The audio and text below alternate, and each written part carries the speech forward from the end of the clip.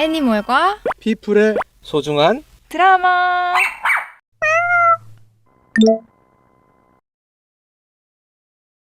안녕하세요, 에피소드입니다.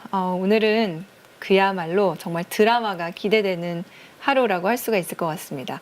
동물구조 119의 이명기 대표님 모셨는데요. 대표님 안녕하세요. 네, 안녕하세요. 네, 그러니까 그 현장에 계시는 거죠? 네네. 구조 요청을 오면 저희들이 출동을 하게 됩니다. 보통은 가서 위험한 상황에 따라서 어떻게 구조를 해야 될지, 그리고 제보자와 소통을 해서 이 아이가 어디서 밥을 먹고 어떻게 움직이는지 이런 것들을 다 정보를 습득한 이후에 포획 방법을 결정을 하고, 그리고 실제로 이제 그런 모든 걸 알았다 손치더라도 그 동물이 포획틀로 들어가야 되는 거잖아요. 끊임없는 기다림을 통해서 포획틀에 들어가면 안전하게 이동장에 넣어서 그렇게 병원으로 이송하는 이 전 과정을 다 하신다고 보면 될 것 같습니다.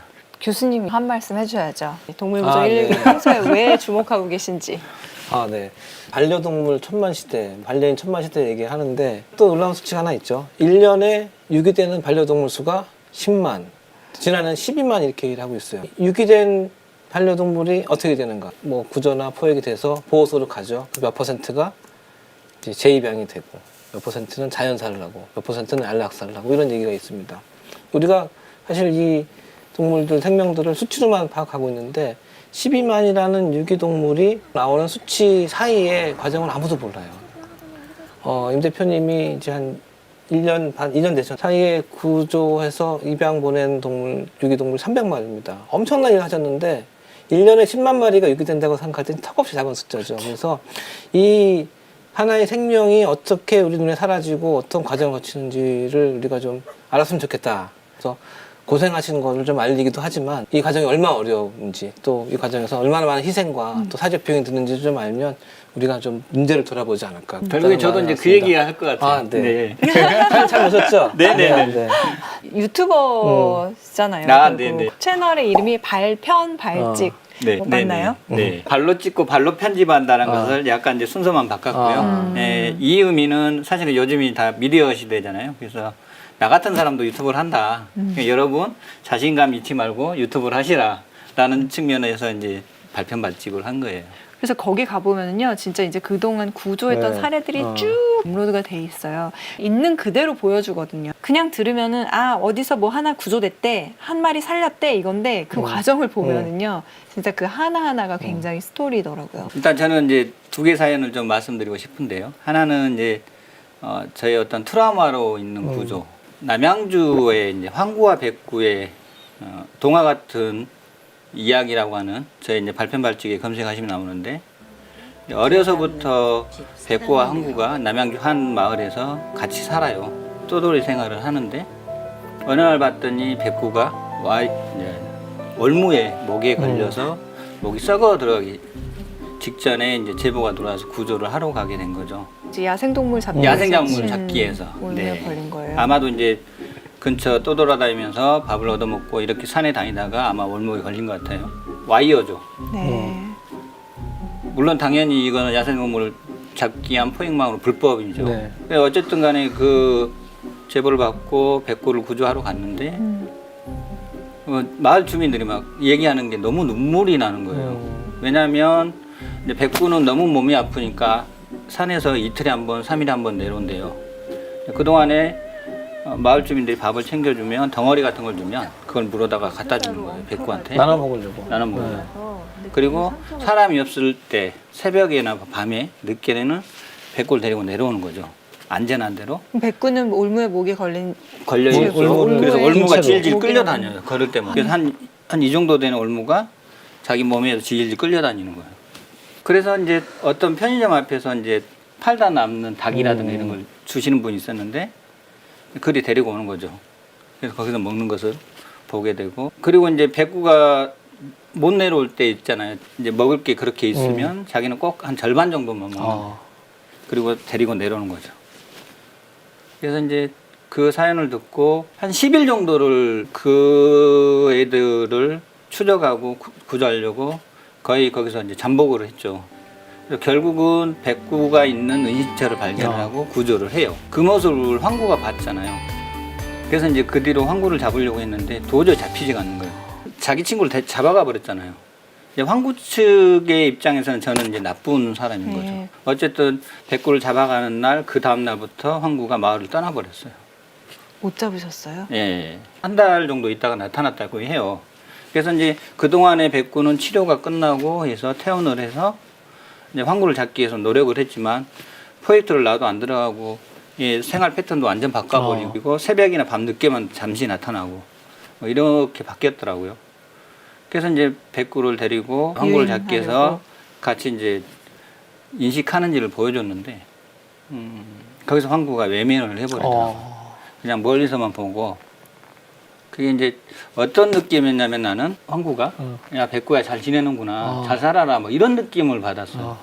그날 이제 눈이 펑펑 내린 날이었는데 그래서 이제 뭐 계속 그렇게 있을 수는 없으니까 결국 이제 백구를 입양 보내고 황구는 너무 영리하고 똑똑하니까 당연히 이제 잘 살 거라 판단하고 거기서 이제 구조는 중단을 했죠. 그때 한 3개월 정도 지났다가 연락이 옵니다.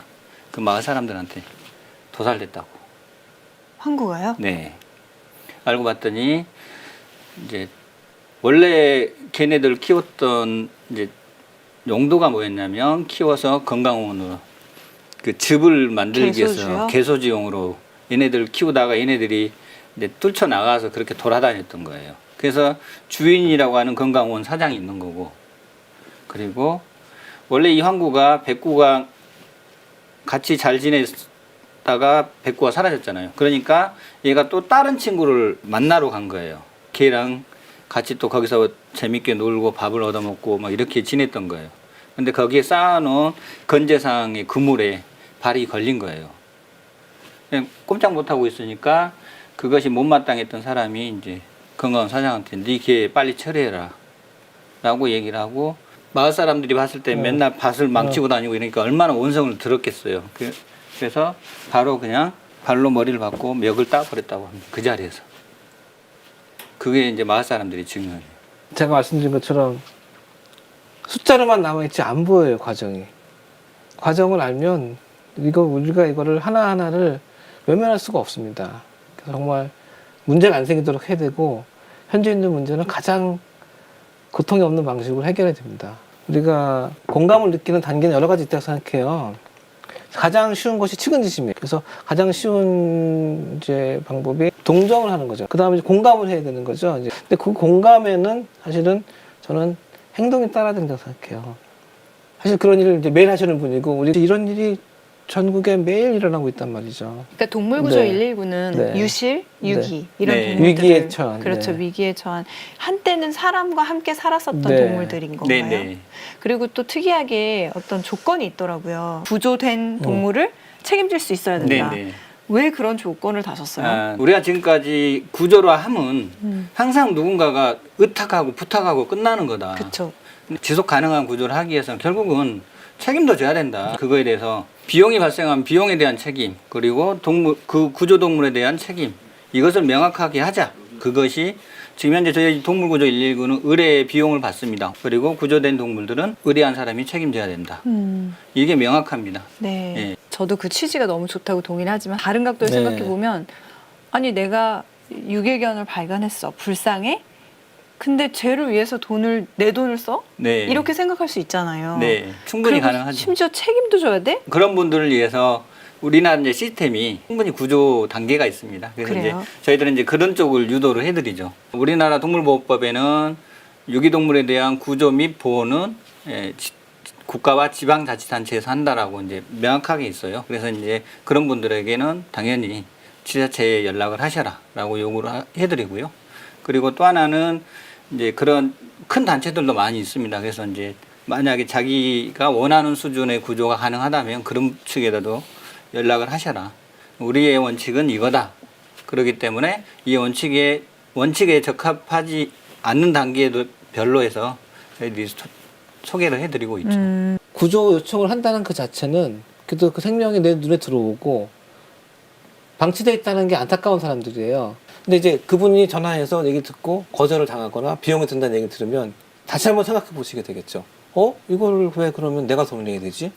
이건 누구의 문제인가? 사실 이런 것들이 좀 공론화가 됐으면 좋겠어요. 그 현재 매뉴얼은 정부와 지방자치단체의 책임인데 그것은 포획해서 보호소로 가고 보호소에서 열흘 있다가 또 안락사되는 이 시스템에 그냥 쳇바퀴 도듯이 가고 있고 이것을 좀 개선해야 된다라고 하는 이제 노력이 많이 이제 생기고 있죠. 이 동물구조 119의 놀라운 또 정책은 노킬 팔럿입니다. 안락사를 절대 안 해요. 그래서 사실 안락사를 시키지 네. 않기 위해서 책임질 수 있는 사람만 네. 구조 요청을 하라고 하신 거 그리고- 아니에요? 네, 그쵸? 맞습니다. 노킬보다는 오히려 이제 구조될 때까지 구조한다. 이게 더 큰 정신인 것 같고요. 그렇죠. 핵심은 구조될 때까지 구조하는 거. 아까 그 에피소드 2개가 네네네. 준비되어 있다는 네. 그것도 들려주세요. 거기는 번식장이었어요. 번식장이라 하면 펫샵에서 강아지들 사죠. 펫샵에 오기 전에 그 어미들이 사는 곳이라고 보면 되고 비닐하우스에 햇빛 하나 들어오지 않는 곳에 뜬장이라고 해서 이제 똥과 오줌이 밑으로 떨어지게 만드는 그래서 이제 그물망처럼 생긴 거죠. 거기에 이제 발을 철망에 발이 빠져가면서 그렇게 살아가죠. 이제 이 모견들은 평생을 거기서 나오지 못해요. 그러니까 계속 임신과 출산만 반복을 하고 아이가 젖을 뗄 2개월 전에 이제 사실 뺏기죠. 인간이 젖을 다 먹지도 않았는데 뺏어가죠. 왜냐하면 작고 이뻐야 팔리니까. 그렇게 해서 이제 그곳에서 이제 생활을 하죠. 그러다가 새끼를 못 낳게 되면 개고기 육수용으로 팔리던가 혹은 유기를 해버리던가. 그러면서 이제 무분별하게 이렇게 번식장들이 운영이 되다가 지금 현재 동물보호법에서 생산업이라고 해서 그 운영 기준이 굉장히 높아지기 시작을 했어요. 이제 신고제에서 등록제로 등록제로 바뀌고. 되기도 하고 관리인 몇 명 네, 있어야 되고 관리인도 그 1년에 번식할 수 있는 또 기한 정해져 있고 그래서 이제 그런 기준에 적합하지 못한 시설들이 나타나기 시작을 한 거예요. 그래서 이제 포기를 이제 하게 된 경우죠. 그래서 이 남양주 번식장도 연락이 온 거예요. 포기할 테니 받아다오. 동물보호단체에 인계할 테니 좋은 곳에 입양 보내다오라고 한 거죠. 거기서 이제 아마 최초로 제가 이제 시도했던 걸 거예요. 저희들도 도와달라고 요청을 했어요. 그래서 각 입양단체, 우리 쉼터 개인들한테 여러분 같이 해결합시다라고 제안을 했고 그때 62마리의 번식기원이었는데 각각의 자기가 할 수 있는 정도 수준에서 우리는 5마리, 우리는 10마리 이렇게 해서 다들 입양을 보냈죠. 이런 시스템을 하니까 이렇게 많이 구조를 해도 가능하겠구나라는 이제 자신감이 생겼고 그런 네트워크를 구축하는데도 좋은 사례로 될 수 있겠구나라는 생각해서 적으로 협업을 통해서 구조가 됐다라는 거죠. 동물을 좀 이용해서 돈을 벌어주시던 분들이 이제 이것을 좀 안 하고 싶다 하더라도 몇 가지 문제가 생겨요. 현재 생계를 어떻게 할 것이냐. 그리고 지금 이제 있는 동물들은 어떻게 할 것이냐. 그분들의 업종 전환을 우리가 좀 도와야 될 필요가 있고, 그 다음에 그래서 남나지는 동물들에 대한 보호와 후속 조치가 분명히 필요할 것 같은데 이것은 동물을 이용하는 모든 산업에 적용이 됩니다. 많이 사회적 논의가 되는 동물 체험 카페, 동물 실험. 다 지금 또 동물원도 마찬가지. 동물원을 난 그만두고 싶은데 가장 큰 문제는 여기 남아있는 동물을 어떻게 할 것이냐. 이제 그래서 새로운 기회가 주어진 동물들에 대해서는 사회가 떠나야 됩니다. 근데 계속 임 대표님의 인덕과 네트워크로 그렇죠. 해결하고 있는 그건 한계가 것뿐이지. 있죠. 그리고 아주 적은 사례뿐이기 때문에 이것을 우리가 좀 더 많이 알리고 공론화시켜서 좀 사회적 개입이 필요하다. 근데 이것이 왜 동물까지 사회에서 책임져야 되지? 왜 내 세금을 내야 되지? 라는 부분에서 이걸 놔두면 사회적 비용은 더 들게 돼 있고요. 또 이것을 해결하는 것은 돈으로만 해결될 수 없는 더 큰 가치와 어떤 삶에 있어서의 의미를 갖고 있다는 것을 우리가 좀 알았으면 좋겠어요. 생명 하나하나를 구조하는 그 느낌이 희열이 대단하거든요. 약간 부족한 경제력을 넘어선다라고 저는 생각을 해요. 그 안생성했던 목줄에도 그렇지만 피 흘려서 막 그 떡지덕지 되어서 검은 색이 돼서 다 죽어가는데 쟤를 구조 안 하면 안 되는 거죠. 힘들게 살아가고 있는 생명 하나를 내가 할 수 있는 역할은 딱 재구조해서 치료만 해주면 끝나는 거다. 근데 얘가 과연 나한테 구조가 될 거냐.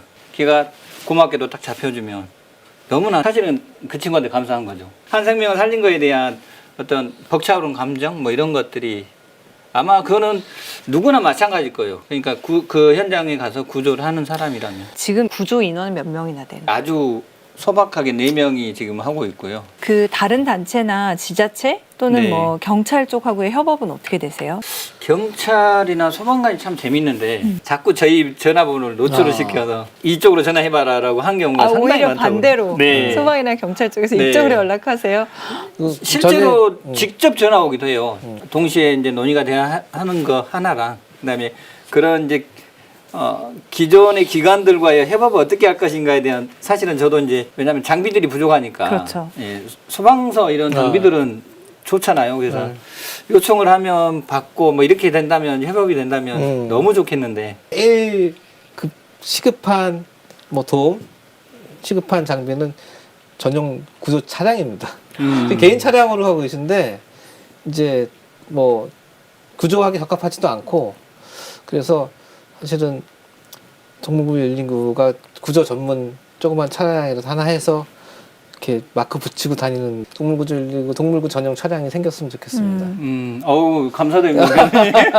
제가 같이 타봐서 알아요. 네. 동물과 관련된 일을 하는 것은 굉장히 많은 감정 소모를 겪게 돼요. 일반적으로 영상에서 보는 그 뭐 SNS에서 보는 잔혹한 화면이라든지 위기에 처한 동물들을 볼 때 마음이 아프잖아요. 근데 그것을 자꾸 접하게 되면 소위 말 연민 피로라는 게 생깁니다. 연민 피로. 네, 이 연민 피로를 잘 극복하지 않으면 이런 일을 오래 할 수가 없고 연민 피로는 또 누구나 느낄 수 있는 이제 문제들이거든요. 단지 연민에서 끝나는 것이 아니라 이 연민이 생기는 그 문제를 치유하고 또 문제가 생기지 않도록 하고 하는데 참여할 수 있도록 내가 아파하는 수준만이 아니라 아픔에 참여해서 아픔이 치유되고 생기지 않도록 하는 과정까지 가는 거라고 보는데 윤 대표님 힘들지 않냐고 여쭤보는 것도 있지만 이 일을 더 잘 할 수 있도록 함께 하는 것도 중요하다고 생각하고 윤 대표님이 멘탈 갑이라고 말씀드렸지만 사실은 이런 성격은 또 잘 누르고 있다가 연민 피로가 나중에 폭발할 수도 있어요. 그러니까 잘 스트레스도 네. 푸시고 또 특별히 이제 주변의 지원들이 굉장히 중요합니다. 동물을 구조하고 살리는 일 하시는 분들도 내가 건강하고 내가 행복해만 할 수 있는 일이에요. 패러다임을 저는 이제 바꿔야 된다고 생각해요. 지금 현재 국가가 유기동물들을 대하는 태도는 뭐냐면요. 그냥 민원 처리용이에요. 민원 들어오면 포획터 설치해서 잡히면 보호소 입소해서 10일 있으면 안락사 혹은 입양. 아주 기계적으로 하는데도 매년 10만 마리 똑같이 발생을 하고 있고 엄청난 사회적 비용을 들여가면서 매년 이렇게 해야 되냐라는 거죠. 어쨌든 이러한 되돌이표식의 이런 유기견 정책은 이제는 없애야 된다라는 거고 그 중에 하나가 이제 소위 이제 민원이라고 하는 그 유기견 클린 정책이죠. 사실은 유기견 한 마리도 없애버려야 된다.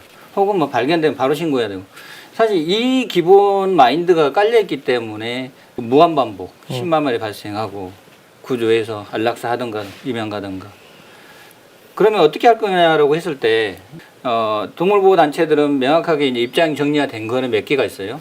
일단은 유기견을 발생한 원인은 제거해야 될 거잖아요. 그 원인 중에 하나가 그 폐샤, 번식장. 번식장은 더 규제를 해서 결론은 종국에는 동물을 사고 파는 행위를 못하게 만드는 거.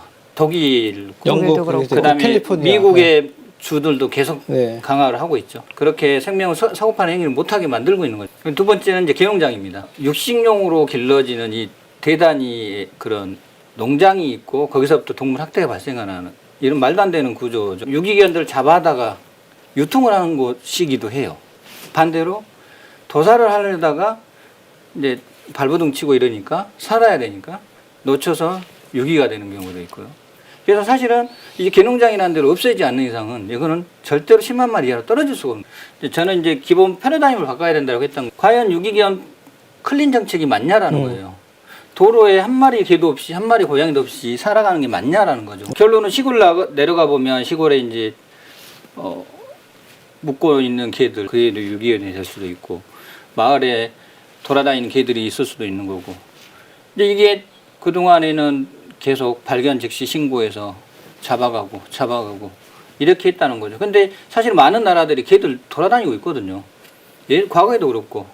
그래서 이제 사실은 이제는 잡아가서 죽이는 혹은 입양가는 이런 양단의 선택에 있게 만들지 말고 좀 바꿔보자라고 하는 거는 그거를 그러면 왜 잡아다가 중성화해서 자시 그 자리에 살고 있는 곳에 풀어줄 생각 못 하고 있는 건가 막 이러는 거죠. 그래서 결론은 생사 여탈권을 우리가 민원 처리해서 가지고 이런 방식이 아니라 어쨌든 기계도 살아있는 생명이고 거기서 태어난 거잖아요. 더 늘어나면서 복지 수준이 떨어지고 병에 걸리고 이런 것이 문제인 거지 실제로는 그 유기견이 더 사실 유기견이라는 단어도 난 저는 적절치 않다고 보는데 길강아지 혹은 뭐 동네 견 뭐 이렇게 불러도 충분하다라는 거죠. 그래서 우리 주민들과 항상 살아있던 뭐 그냥 마을에서 살고 있는 개 중에 하나인 거죠. 그래서 그거를 잡아서 보호한다라는 명목으로 생사 여타권을 질 이유는 없다. 그래서 이제 정부에서는 패러다임을 좀 바꿨으면 좋겠다. 그 길 개들 혹은 동네 견들에 대해서 중성화한 이후에 제자리에 풀어주는 뭐 이런 걸로 좀 바꿔봐는 게 좋겠다라고 제안을 해봅니다. 대표님과 동물구조 119의 꿈을 여쭤보겠습니다. 저는 이제 나만이 혹은 우리 단체가 최고라는 뭐 이런 생각은 절대 하진 않아요. 뭐냐면 어떤 일을 함에 있어서 나의 부족함을 먼저 내세우고 누군가가 도와줬으면 좋겠다라는 것을 호소합니다. 그래서 구조라는 것도 마찬가지로 우리 같이 구조하면 어떨까요? 제가 부족한데 좀 도와주세요.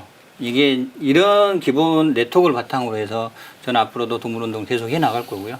특히나 이제 각 지역에 아주 작은 단체들, 네트워크 단체들이 굉장히 많아요. 그래서 저의 희망은 그런 지역에 있는 네트워크들을 하나하나 연결을 해서 결국 제가 서울에서 구조하러 내려가는 게 아니라 그 지역에 있는 단체들이 스스로 구조하고 스스로 입양 보내게 만들 수 있는 그런 힘을 자생력을 길러주게 하는 이런 네트워크의 중심으로 좀 섰으면 좋겠다. 올해의 작은 희망입니다. 응원합니다. 네, 감사합니다. 네. 네, 감사합니다.